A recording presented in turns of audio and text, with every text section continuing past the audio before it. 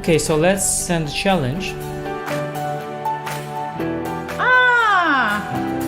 Here is challenging.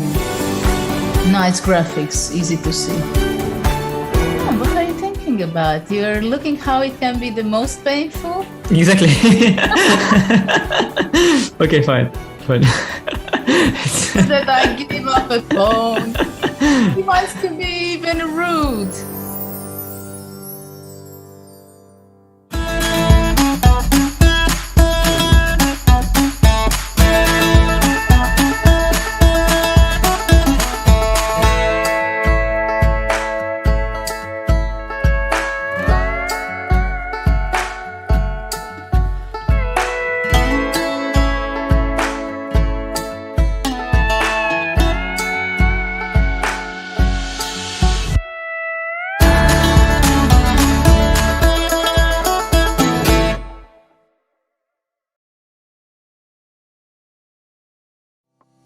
Welcome to the new Chess24 playing experience.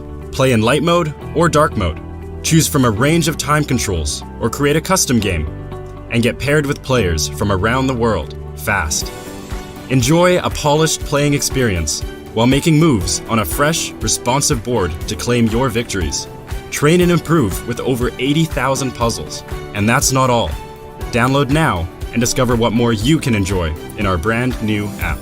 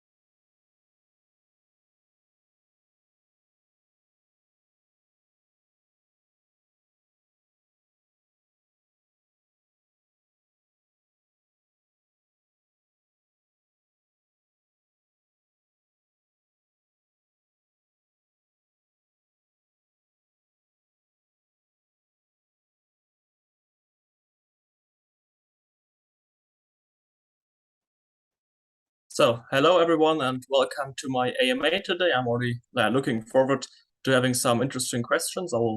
I think I will start here with the last one.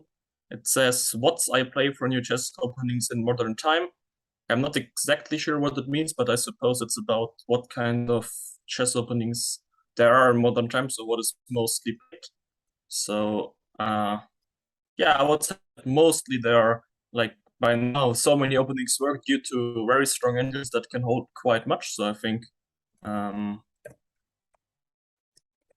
there are just many opportunities. You just have to choose which one you like, and then if you analyze deeply, you can play quite much. I mean, even on very top level, there are also coming up some new lines that didn't exist before simply because the engines are getting stronger.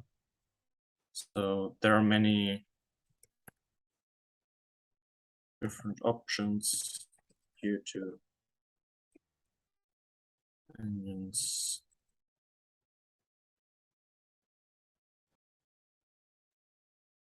Stronger, and therefore there are more lines that are interesting according to the engine, because I think the weaker the engine is, the more the variation changes. Yeah, if you have a strong engine that runs for quite some time, it gets quite close. Even some lines that might start, I don't know, at 0.60 or something might go down to zeros. That's why then there are more lines that are interesting if you leave the engine for some time, and that's why the engines becoming stronger makes a difference. Yes?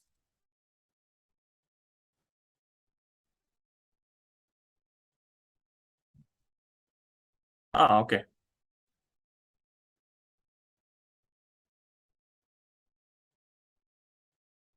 Okay, great. What's your daily routine when you're not playing tournaments? Okay, it really much depends. I mean, now for the past few months, I've been playing really like a lot of tournaments, which means that when I was home, I was mostly trying to just relax and getting ready for the next tournaments. But I would say normally, okay, it also depends on the day. Of course, I will try to do as much training as possible, but it really depends on how I'm feeling and what basically I have to do. Sometimes there's also a lot of kind of organization to do. So there's not like some really safe routine that I do every day or something like that. But yeah. Opinions on the Grünfeld. Okay, that's interesting. I don't know, it's a very modern opening. I think it's quite sharp still. If you analyze it with new engines, of course, it's a good opening for black. I don't think there's anything wrong with it, but it's very complicated for both sides. And I would say one of the maybe more double-edged openings in today's chess, because there are also some like very, very solid lines for black, and Grünfeld is more like trying to keep some tension. And so, but yeah, it's interesting opening. Can you tell us about your meeting with Kasparov in 2015 and how did that meeting influence you? Okay, I didn't even know it was in 2015. I already forgot when it was, but I certainly remembered the meeting itself. I was still very, very young. So it was like a really great opportunity for me to meet Kasparov. I'm not sure it really, I mean, it's just very nice to meet like one of, okay, at least arguably one of the best chess players of all time. And that's just to feel like how he thinks and how he's as a person is very interesting. Of course, it's not like we were training for such a long time, so it didn't, in that, I would say in chess terms, of course, he hadn't the opportunity to teach me that much, but of course it was a great opportunity for me. And also, yeah, I would say it changes the way you think about the person. Yeah, if you just know him as a chess player, it's different than when you really meet him and also get to like talk to him and something that's really great. What are your future plans? So yeah, I now finished school in March. So after that, I became chess professional now for the more or less half a year, which means that I'm fully focusing on chess now. And that's also what I'm planning to do now for at least some time.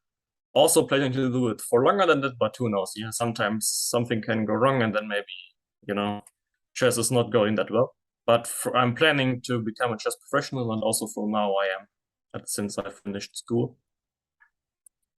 The best engines achieve an elo of more than 2,500. Can you take advantage by analyzing the games, or is this a mind-blowing level of chess for humans?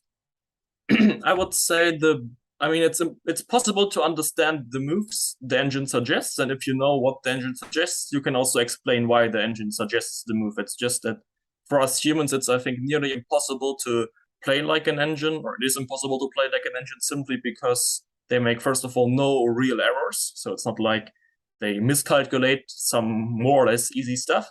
And also they like really are going way deeper than a human ever could.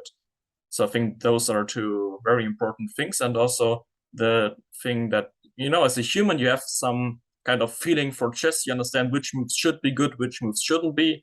And this way you also select your candidate moves, which means that you might leave some candidate move out simply because it looks very wrong or would be the wrong move in the position normally. But in this specific case, it might be very good, and an engine doesn't care. They will just check every move, and then if it's good, they will play it. So that's why the engines are so much stronger. But I still believe if you analyze the game with the engine, you understand what went wrong and why the other line was better. That's absolutely possible. Still, I would rather recommend analyzing your games by yourself first, so that you really know what you think about it. And afterwards, you can check your ideas with the engine, and then you have really can understand what the difference is. I think that's important. I'm at 1250 rated chess fan in chess.com. Tell me some of your secrets in chess and play so I can improve myself in chess. Well, I don't think there are that many secrets. I think most important thing is just that if you want to improve, you really have to work a lot, just play a lot. As a start, I would say it's always good to do some, tactics, play games, just to, get a feeling for the game. Also, when I started, I didn't know much about chess. I'm not coming from a chess family, so it's not like they already knew how it's done. I was just, okay, it looks interesting, I will try it. And then I went to a local club, played a few games, then were very, tournaments in the area and so on. So I think that's how you can start, just by basically playing, solving some tactics. I don't know, nowadays it's also quite easy to work on chess because everything is online. Yeah, you can work with engines online, you can do tactics online, all for free. So this is quite easy, and there are also other great opportunities. So I think you can really just have to see what you want to do, because at least as I believe, it's very important that you do what you really enjoy also when it comes to chess, because that's just what you can work the most on and also where you are most efficient. I mean, if you do something in chess that you don't really like, but you know, okay, I should do it, yeah, you can do it, but it's not going to be like you're that efficient, and you're also not going to work that much simply because at some point you're tired of it and don't want to continue. But if you really enjoy what you're doing, you can do much more and train much more, which is very important. So next question. What ratio do you keep between training and playing? Would you ever play non-stop like some other youngsters? Okay, I know that the other youngsters that didn't go to school played a lot more games than I did. But I think now that I finished school, I also played quite a lot, which doesn't necessarily mean it's that great. It's just that if you have the opportunity to play many good tournaments, you usually try to do it just to get some practice against very strong opponents. But I believe it's also very important to have a lot of training just to prepare for the tournaments and really feel like, now I want to play. If you just continue playing, you feel you're already tired and so on. It's not that easy. So I think you have to find a good balance where you train enough so that you're ready for the tournaments, but also get as much experience as you can against strong opponents, which is very important if you want to improve. And then also the result. I mean, when you're trying to improve in rather young years, or when you're not that strong yet, it doesn't really matter how the tournaments go or how the games go in terms of result against those very strong players. Yeah, you just have to fight, and then you learn a lot. If you lose the game, you lose the game. It's not like anything really bad's going to happen, but just if you really fight the game, and then you feel like, okay, what went wrong? And then you can really learn a lot from that. In recent years, a lot of players who are able to beat Carlsen are young players. Do you think that's because Carlsen's generation and your own generation have different mindsets? If so, what do you think is the difference? Okay, first of all, I would say mostly he was beaten in online games, at least as far as I know, which is still quite the difference because, you know, we're playing online, it's rapid, and bigger mistakes happen just way easier, which means that it's easier to win the game against him than it would be over the board. But I would certainly see an advantage for the young generation in the case that we have the opportunity to advance faster simply because there are engines. So we have the opportunity to analyze much more, much faster, and therefore catch up with the time much easier. Let's say, I mean, they still analyze a lot by themselves, and then it's very difficult. You know, everything takes very long. If we had to do the same, I think they still would have an incredible advantage in terms of knowledge. I mean, they still have a big advantage in terms of knowledge, but not that big because now the engines are really showing like quite fast. So I think that changes something, but okay, of course, Magnus is extremely strong, and if you don't think about online, it's very hard to beat him. I mean, for everyone in the world. So there, I would rather say it's about the format that he's just playing so many games, and at some point, of course, he might also lose one game or make a blunder, and then you can win the game against him. I'm a very big fan of you. First of all, thank you. Your way to play. So my question is, how would you describe it? Okay, quite difficult question. I'm not really sure. I mean, first of all, I would say that as soon as you get stronger, you basically have to get used to playing all kinds of structures and everything. So you have to become more of an all-rounder. But I would say that as a child, compared to other players my age, I was rather like a strategical and slow player, just in terms of having some rather classical background from the trainers maybe also, and therefore having this way of, you know, just trying to set up a very healthy position and get the pieces coordinated and everything. So that was more or less the thing to do. But of course, now if you're getting stronger and stronger, it doesn't really work that way. Yeah, you just have to become good at all areas and then just search for your chances and use them. So that also, I would say, I also feel that this online period, now that COVID happened and so many games were played online, that changed the playing style a bit, simply because online, normally you're also playing much more games and you have to win much more games, which ultimately makes your style a bit more aggressive, simply because you have to win much more games and also adapt to that. And if you're playing more solid, you might make more draws than you can more or less allow yourself to do. What to do in middle game? Okay, I would say this is I can't really give an answer in general. It really depends on how the opening went, how the structure is like. But if you're talking about how you can generally prepare for what you're doing in the middle game, I think it's very important that basically you stick to your structure. And if you understand one structure, you also know the plans in the middle game. And if you know the plans in the middle game, it's way easier to play.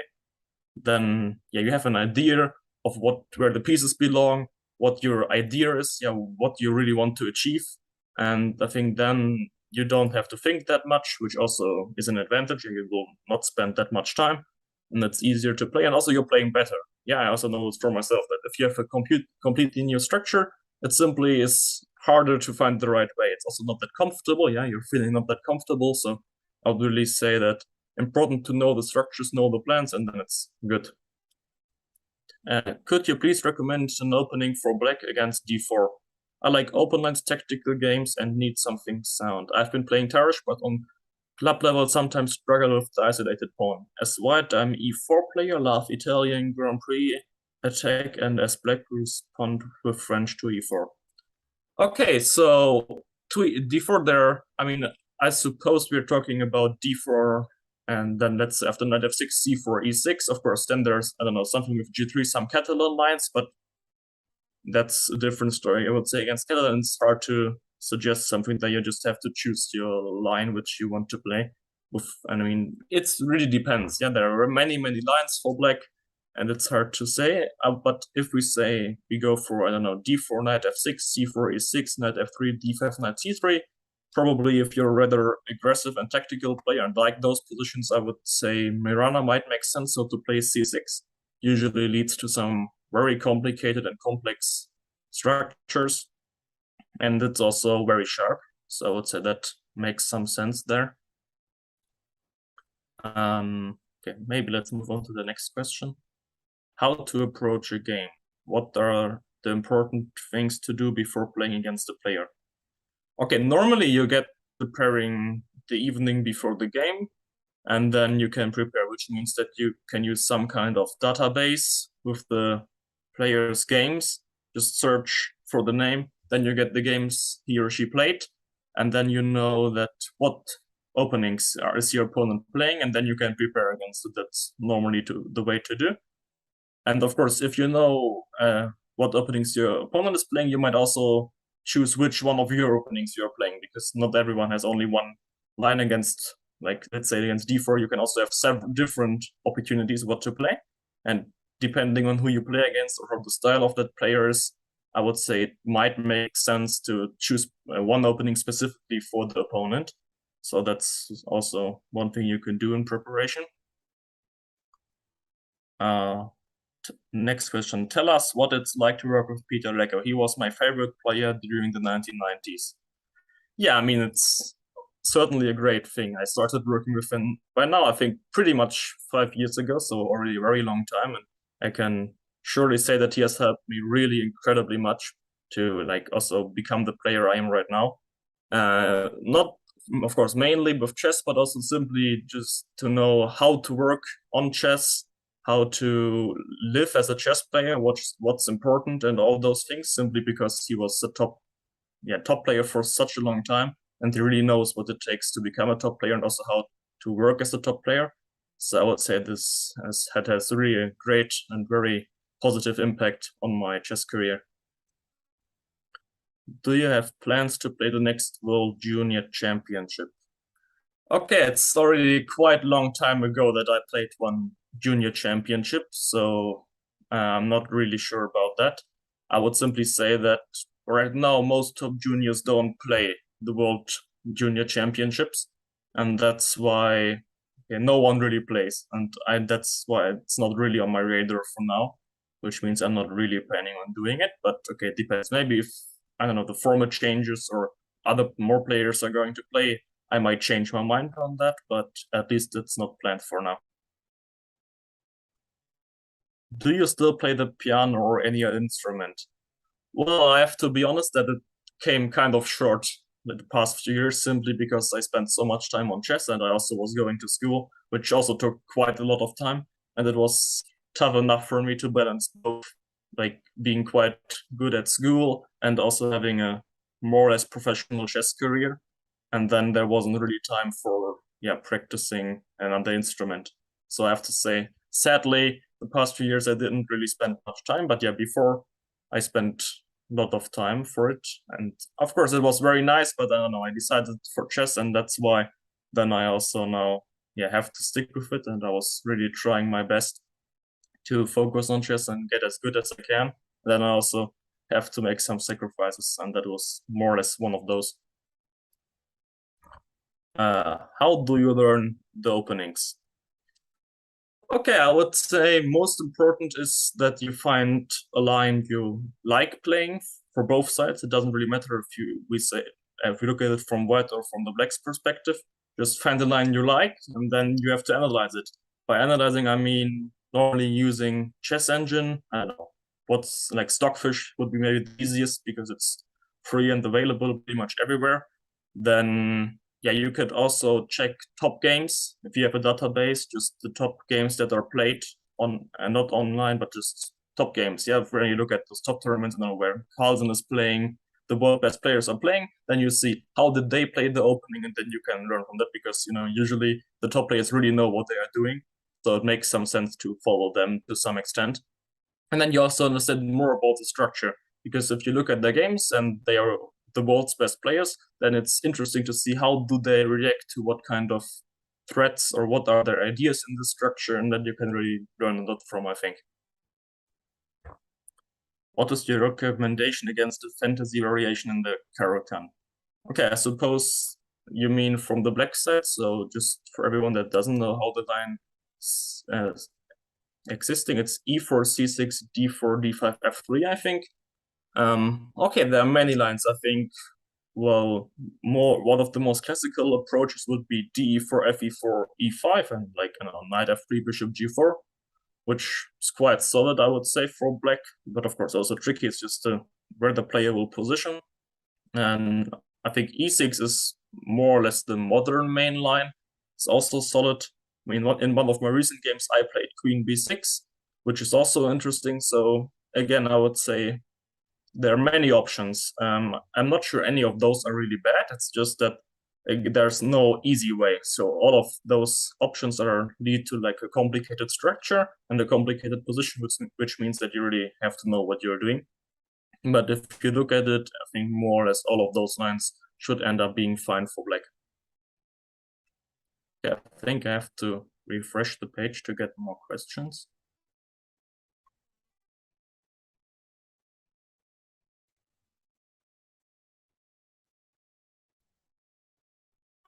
Where did we finish?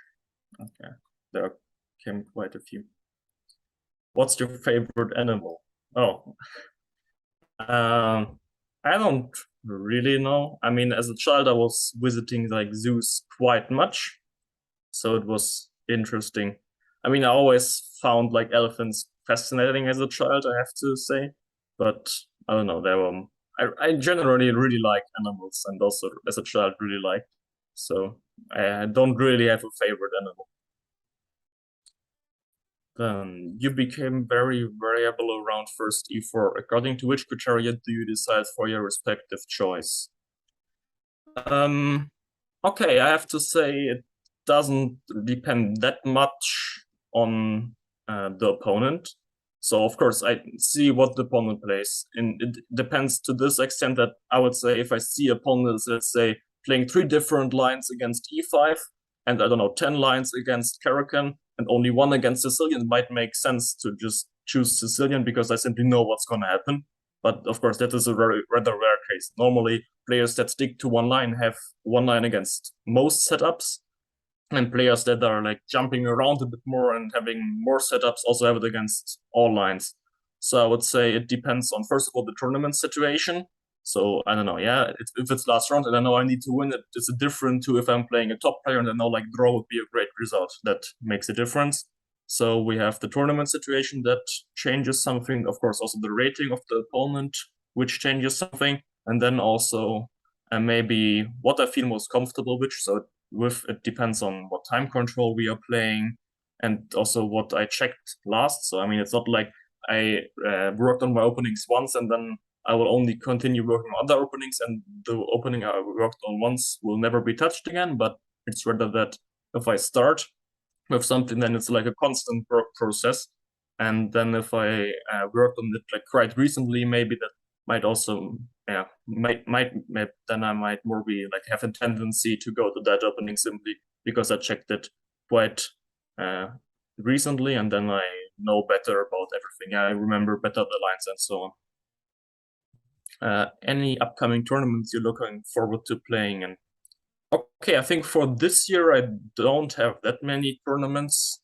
I think it's not yet announced, but the World Rapid and Blitz, I don't know where it is, but in general I was planning to play that simply because I've never played the World Rapid and Blitz due to having never really the time with school and so on, which means that now that I have the time, I'd really like to get some practice, especially in Blitz over the board, since I really believe I have played way too few games in Blitz over the board. I mean, online I have played probably thousands of games, but over the board is quite different, also with those exactly 2 seconds increment, and it's really something I want to practice.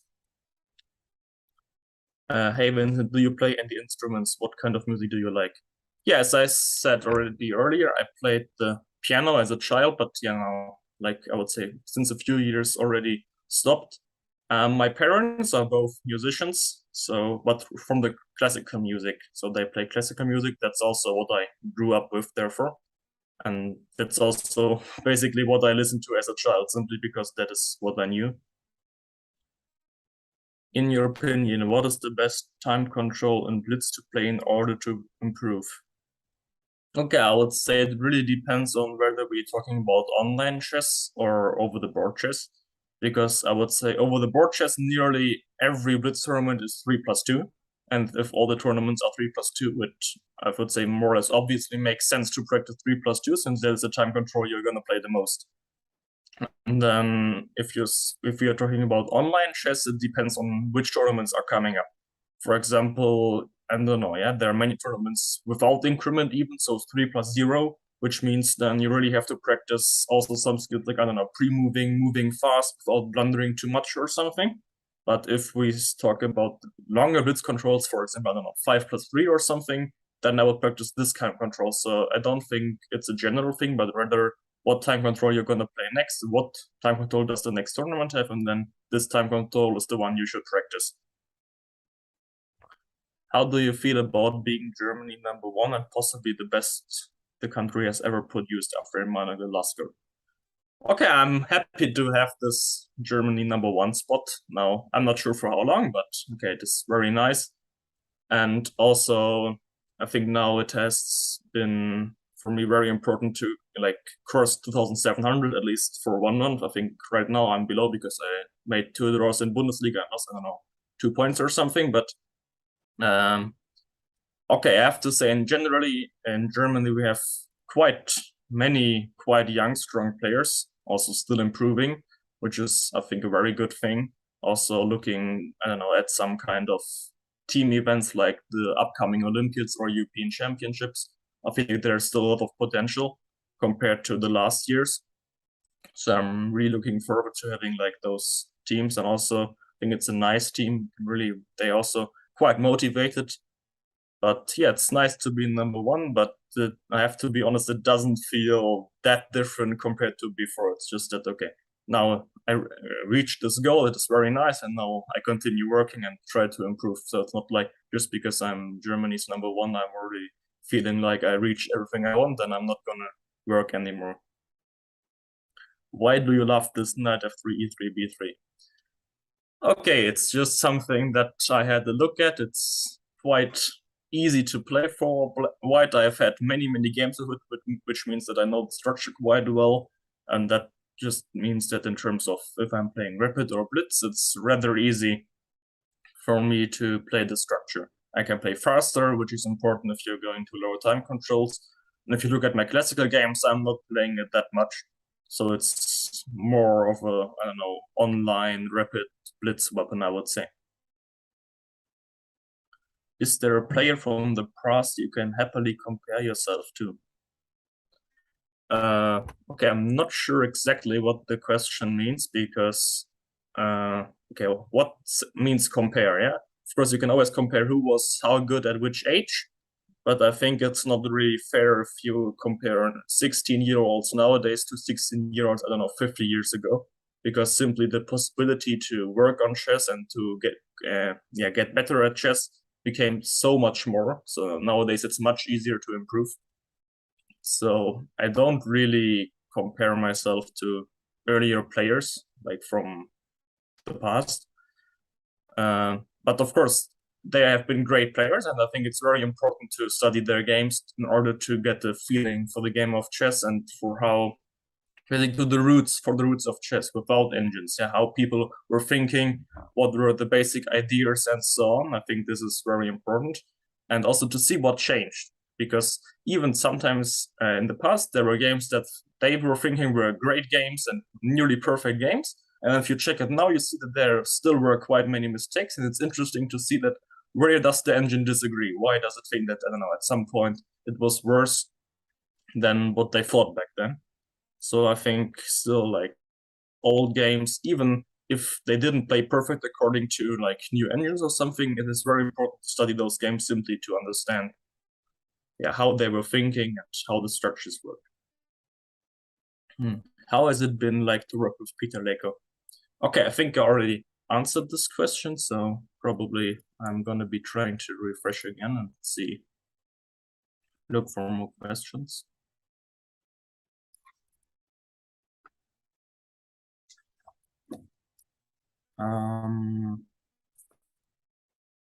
Okay, so scroll down a bit again.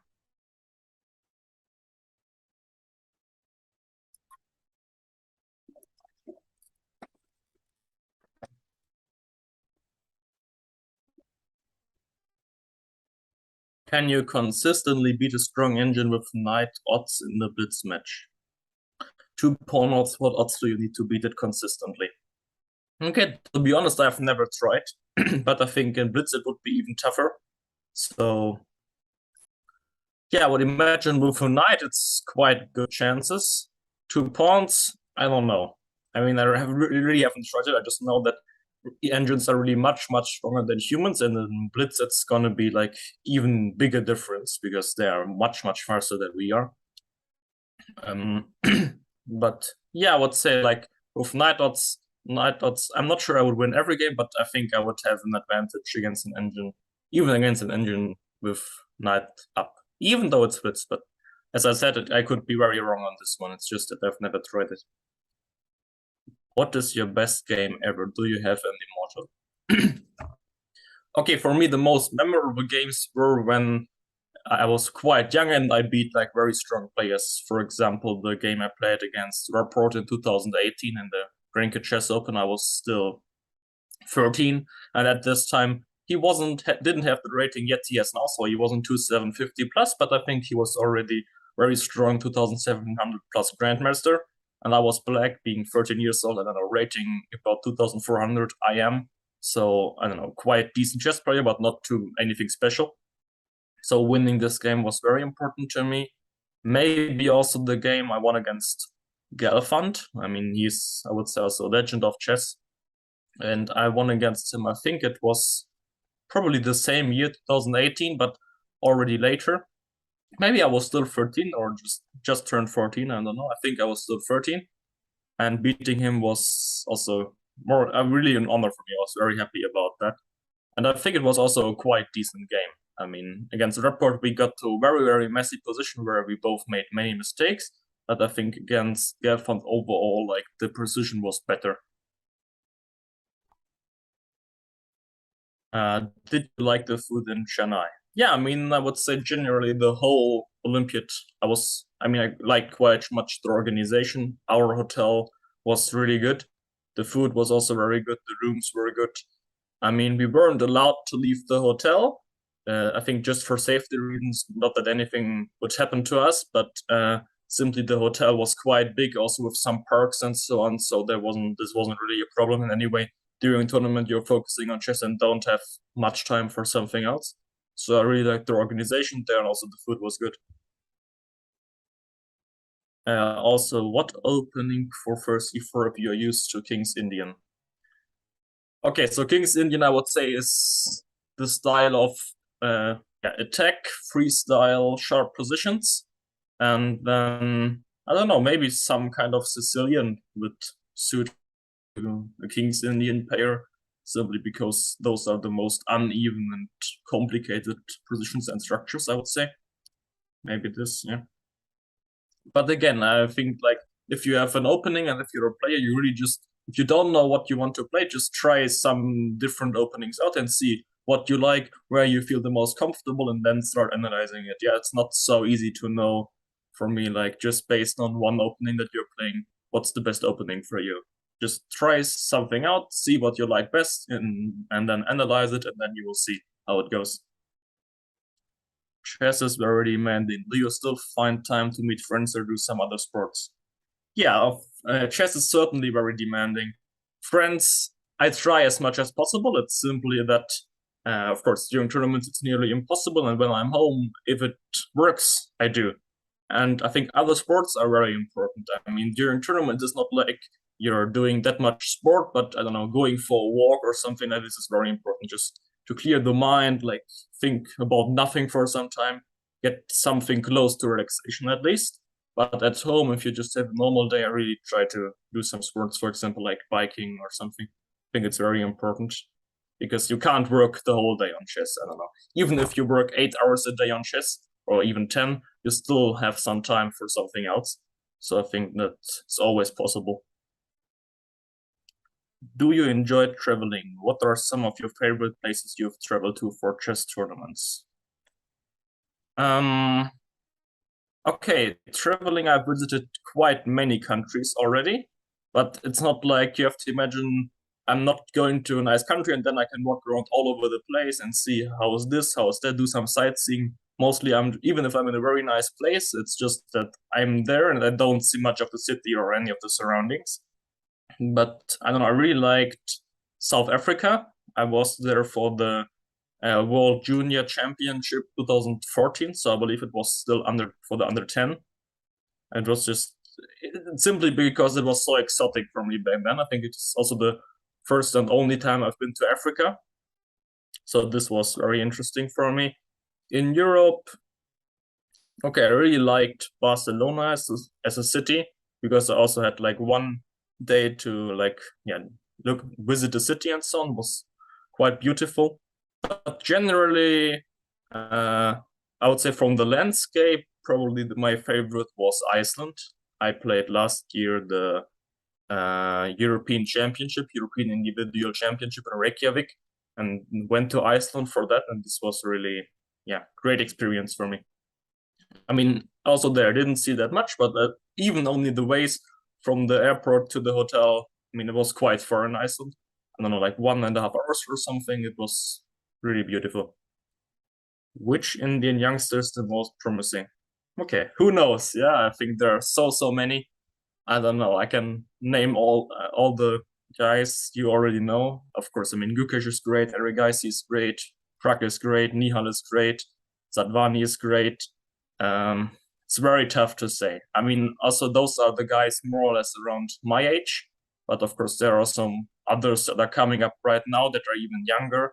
So it will be very interesting to see, and I don't think anyone really knows who is going to be the best out of them, but it's clear that I would say most of them are going to be like, I mean, most of them are already in the round top 50 at least, and they are not even close to their peak if they really work. I mean, they are still very young, can improve a lot, so it will be also for me very interesting to see who's going to be the best of them, but I really don't know.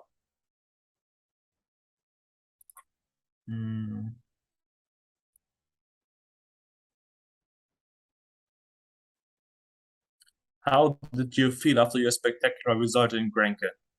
Yeah, I mean, since it was a double round tournament, it took me some time to even realize what has happened there. Because, I mean, you have to imagine I was there, see that, I don't know, around number 100. Yeah, it was a huge tournament, many strong grandmasters and so on. And basically, before the last day, I was just thinking about how I'm gonna make my GM run because I still needed at least a half point, maybe even a full point, depending on how my opponents were, to get the Grandmaster law, which was very important to me back then. So that was what I focused on the most. When I was not sleeping that well, simply because I had all those thoughts. Yeah, what results might happen and so on. What do I need? Is a draw enough in the morning round to secure the norm or not? And then, okay, I managed to win this game. And then in the afternoon, I was already so happy because it was clear that I had my Grandmaster norm fulfilled, and I just had the opportunity to play in one of the first boards on the stage. I think also back then, in this exact round, the Super Tournament started. So Vichy, Magnus, they were all playing on the same stage as me, which was fantastic. So I was just really enjoying this experience and feeling like, okay, now I can give it all I have. And I didn't feel really much pressure in the last game. So that's why I could play quite freely. And then after the tournament, okay, it was really like amazing to know that this can happen. Yeah, of course, we have to see that you can never achieve such a result without having some kind of luck or things going your way. This really has to happen. But that it's even possible was a very good sign for me. It's just that I can already play that well or can go that well if everything works out for me. Is it really so helpful to study Grandmaster games? When yes, how do you study them, and where on ChessBase can you find good games from Grandmasters? Yes, I think it is very helpful. Okay, if you're on ChessBase, you can just search in the mega database for the name, so then you immediately find the games. But also nowadays, I would say most of the top tournaments are being broadcasted, which means that you can just go on, I don't know, for example, some live transmission platform, and then you immediately find those games. I mean, you can watch them even live and compare like to your analysis, or you look at them afterwards in the database. I think both is very much possible. If not for chess, what would your chosen profession be? Yeah, I thought about it for some times, but it's just I really don't know. Simply because chess has been like huge part of my life for a very long time, and I can't really imagine my life without chess, which means I can't really think of what I would do else. I mean, I don't have something I would really know I would like to do this if I didn't have chess. So I don't really know. I also thought about it for some time already, but I can't really give a clear answer to that. Do you plan any chessable courses in the future? Okay, I think for now there's nothing much planned. I think there's gonna be coming one video series of about, I don't know, 2 hours or something. But yeah, I mean, not like huge chessable opening course, at least it's not planned for now, but I don't know, can change, of course. Yeah. Let's see what else we got here.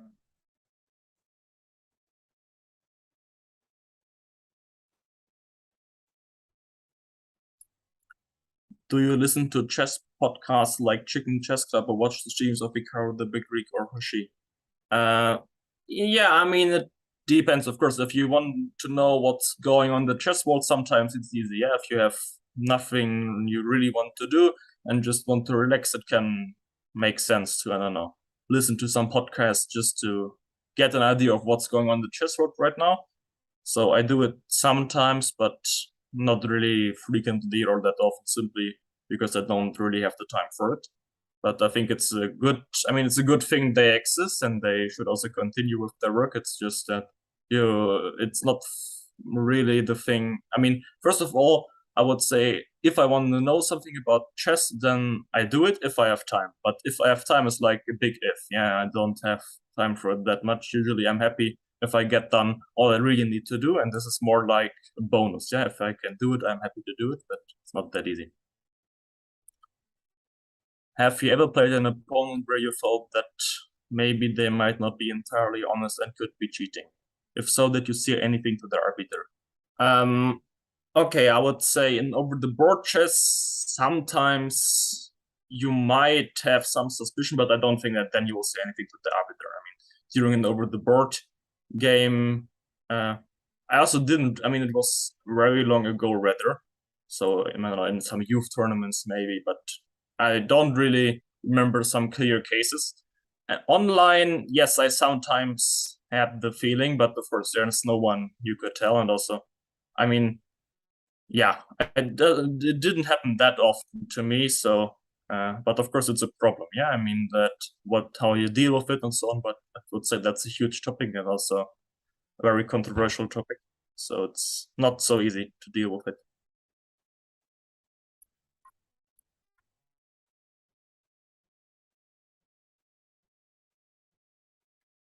Yeah. Okay.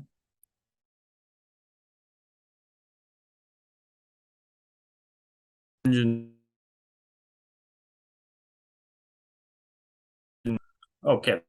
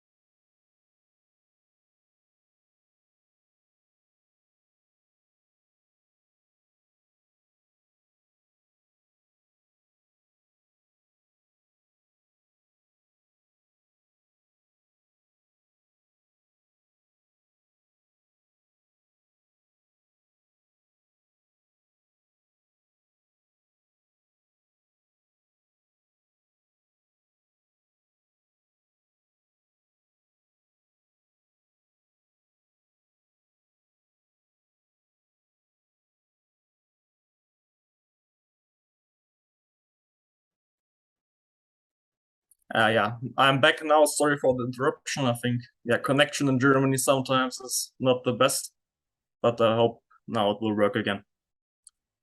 So, in your opinion, what is the best film or television series with chess as a main theme?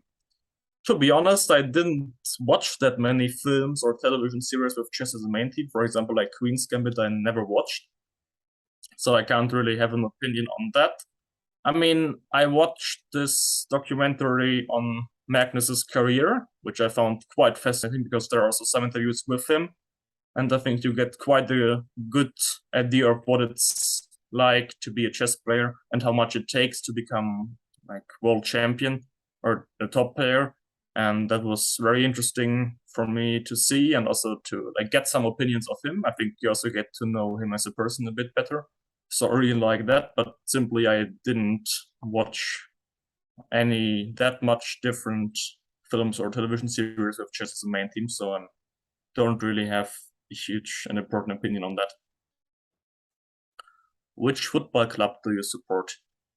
To be honest, it's quite a long time ago that I've watched like a football match. So, of course, when it was 2014 and Germany won the World Cup, I was watching it, but then, of course, I was supporting Germany back then. And now, yeah, I'm not really watching football, so I don't have a specific club that I do support here. So, what is your favorite non-chess game? That's also quite difficult question. I mean, as a child, I always liked some kind of board games, but I played many, so it's not like I was some specific. But I really enjoyed. I mean, of course, sometimes those games where you need a lot of luck to win, it can be quite frustrating, but also very nice if you win. So that like quite much depends on the outcome, if you like it or not. But okay, yeah, some normal board games. I didn't have anything that special, I would say. What is your favorite hobby? Well, I would say chess. I mean, of course, you could say now it's my profession as well, but I also still see it as a hobby because it's really like what I also enjoy doing. I think it's also very important that you enjoy doing what you do for so many hours a day and you spend such a huge amount of time or such a part of your life for it. And I don't believe I could work on chess as much as I would need to get to the level I am now and even improve more if I wouldn't enjoy it. Because then at some point I would simply feel like, okay, it's enough. Yeah, I don't want to do it anymore, and I don't want to work on chess anymore. But yeah, I really still enjoy chess, and I really like it. I mean, I would say what's so great about it. I mean, more or less is dependent on that question is just that you really can be very individual in chess. Yeah, you can always give your own touch to your openings, to your game, to the way you play, and I really think that's a great thing, and also something that is very important about chess.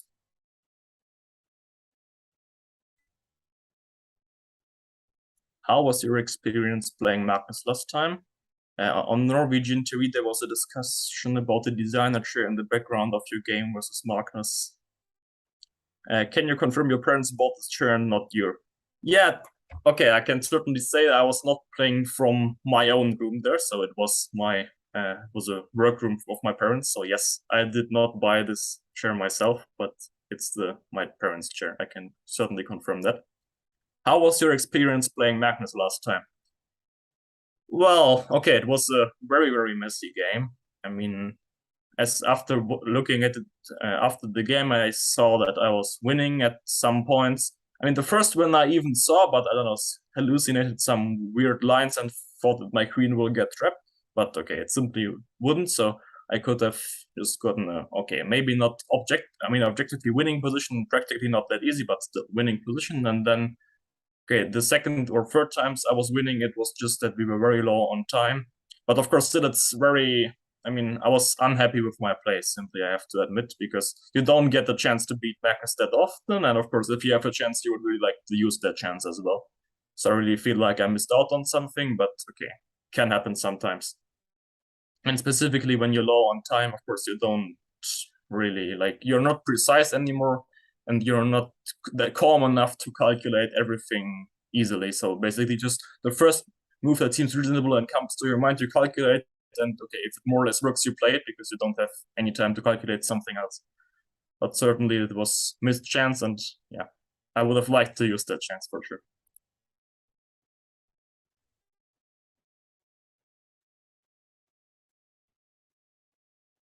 Who is your favorite modern player and who is your favorite historical player? Yeah, I've been asked similar questions quite often, and I don't have to say I don't really have a favorite player. I mean, I read quite many books about the era of, I don't know, Kasparov, Karpov, Korchnoi, and so on, and I always really enjoyed reading books by the people who wrote it and also commented on their games. For example, Kasparov wrote, I think, some series called the My Great Predecessors, and it was very interesting just to see, especially when it comes to more or less his time, how he talks about the games and the players, because those are some insights you couldn't really get by yourself. Then just in general, yeah, I mean, I have a lot of respect for those players, but it's not like I have one specific favorite player there.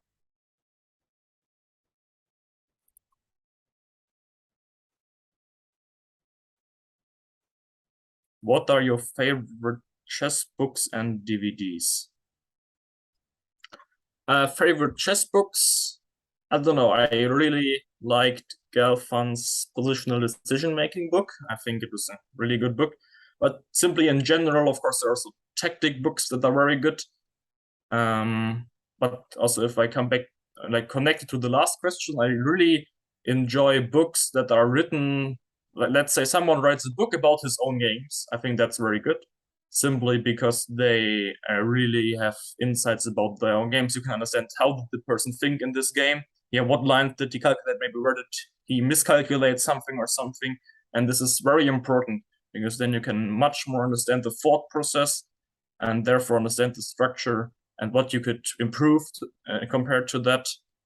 I think especially, of course, if those are strong players. Yeah, I mean, if those are legends of chess, it's very important to understand how they were thinking. What is your favorite endgame? Okay, I don't know. Endgames are, I would say, rather theoretical part of chess, but what exactly is important about it? I mean, you have to just know. Yeah, there are many endgames you really have to know by heart, but I don't really have some favorite endgame. I mean, there are many very beautiful endgame studies, but I can't think of anything specific right now.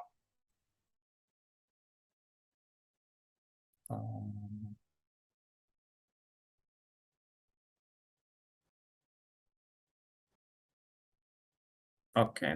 do you feel that Nordic or Prague get more and higher value invitations than yourself?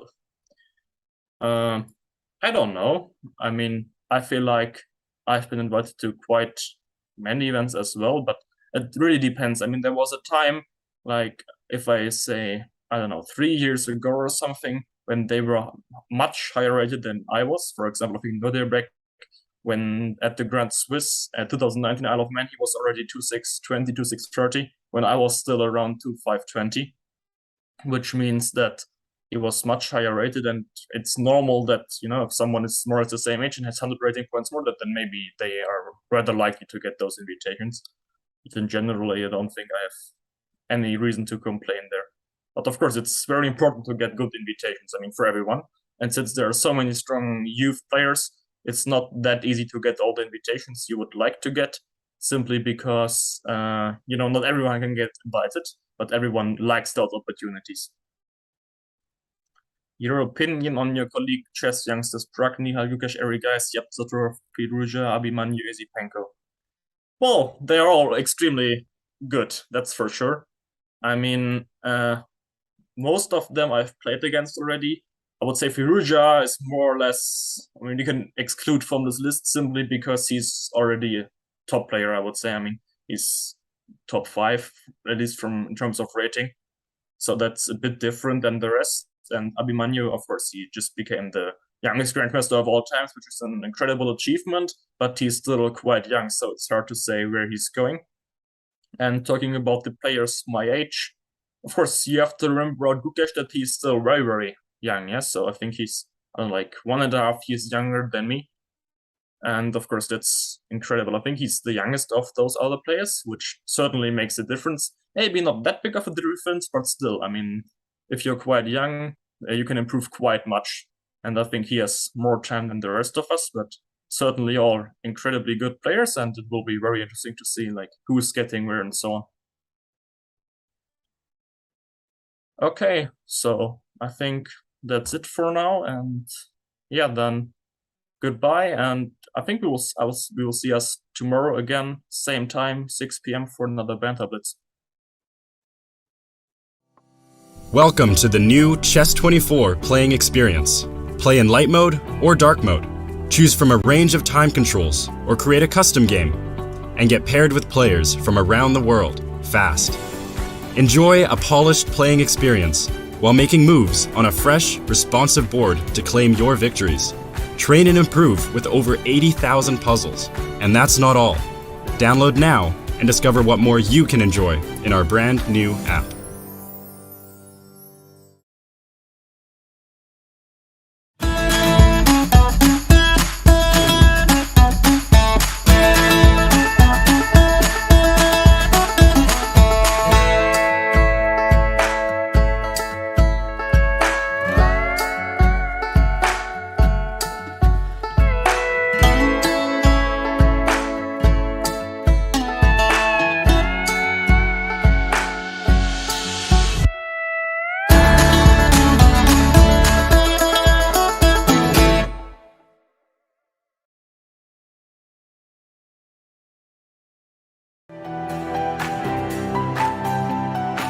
Okay, so let's send a challenge. Here is challenging me. Nice graphics, easy to see. What are you thinking about? You're looking how it can be the most painful? Exactly. Okay, fine. So that I give up a phone. He wants to be even rude.